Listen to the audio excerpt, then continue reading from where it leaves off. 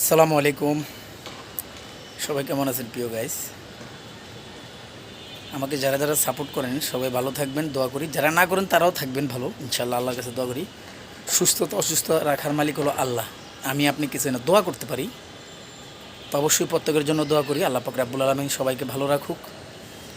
আমার জন্যও দোয়া করবেন।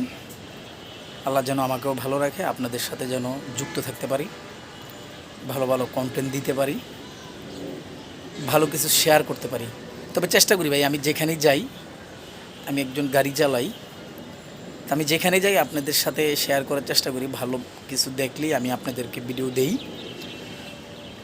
জানি না ভাই কতটুকুন ভালো কতটুকুন মন্দ হয়, তারপরে ভালো কিছু চেষ্টা করি ইনশাল্লাহ।